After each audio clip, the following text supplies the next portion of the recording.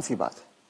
तो अब जो आदमी 75 का हो गया, उसने खुद अपनी लंबी उम्र की तैयारी ही नहीं करी, और जब उसने कोई तैयारी खुद नहीं करी है तो उसका परिवार या उसके समाज उनको कैसे तैयारी, वो कैसे तैयारी करेंगे? तो आपका ये कहने का मतलब है कि पहले तो शायद वो 60 साल तक जीता तो बहुत बड़ी बात थी, तो जब तक वो कमा रहा था वो जी रहा था, अब वो 80 साल तक जी रहा है। तो इसके जो परिणाम है वो भी इकोनॉमिक एंगल मुझे समझाइए। इसके इकोनॉमिक एंगल बहुत भयावह है। आज हिंदुस्तान में 60 साल की उम्र में आपने एक आदमी को रिटायर कर दिया। आदमी को अगर 80 साल तक जीना है तो 20 साल के लिए उसको अपना इंतजाम करना है। उसकी पत्नी 10 साल छोटी है तो 30 साल के लिए पत्नी के लिए इंतजाम करना है। औरतें आमतौर पे 5 से 7 साल ज्यादा जीती हैं, तो 35 साल के लिए उसे अपनी पत्नी के लिए फाइनेंशियल इंतजाम करना है और 20 साल के लिए खुद के लिए इंतजाम करना है। आज के इन्फ्लेशन में, आज की महंगाई में कितना भी पैसा आप एक जगह रख दीजिए, क्या वो 35 साल तक खींच सकता है? ये प्रैक्टिकल नहीं है। और जैसे जैसे उम्र बढ़ती जाती है उनके बच्चों की उम्र भी बढ़ रही है जी। जो आज 70-75 का होगा, बच्चे भी तो 50-55 के हो रहे होंगे। वो अपना बुढ़ापा देखेंगे, वो अपनी लड़की की शादी देखेंगे, वो अपने मकान की किस्त चुकाएंगे।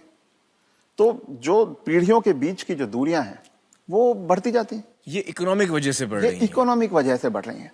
तो अब वो जो कॉन्सेप्ट है कि 60 साल की उम्र में हम रिटायर हो जाएं, उससे बाहर निकलना होगा। जब तक शरीर साथ देता है काम करते रहना है और 2 पैसे कमाते रहना है जी। कुछ करके किसी तरह से अपनी आर्थिक स्वतंत्रता को कायम रखना चाहिए, जितने ज्यादा से ज्यादा समय तक हम रख सकते हैं। अपने आप को वोकल रखना भी बहुत ज्यादा जरूरी है।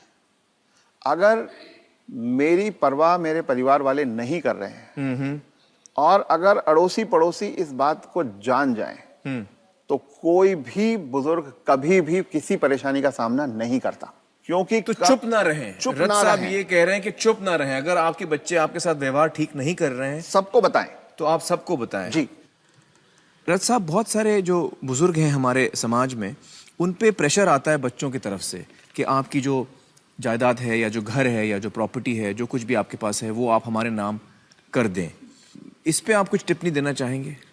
पहला ये कि किसी भी हालत में आपके पास जो भी धन संपदा है, जो भी आपके पास आर्थिक साधन है, वो जब तक आप और आपकी पत्नी जीवित हैं किसी और के हाथ नहीं जाना चाहिए। कितना भी प्यार करते किसी के नाम पे नहीं जाना किसी चाहिए। बच्चे, किसी बहू, किसी पोते, किसी के नाम पे ना जाए, कितना भी आप प्यार करते हो। क्योंकि जब तक अगली पीढ़ी को पिछली पीढ़ी का सामान कुछ मिलता नहीं है तब तक वो उनकी इज्जत करते रहते हैं। वो हाथ पांव भी दबाएंगे, वो अस्पताल भी ले जाएंगे, वो दवा दारू भी करेंगे। और वो ही माँ बाप सबसे ज्यादा सफर करते हैं जो अपने प्यार के कारण उमड़ते चले जाते हैं।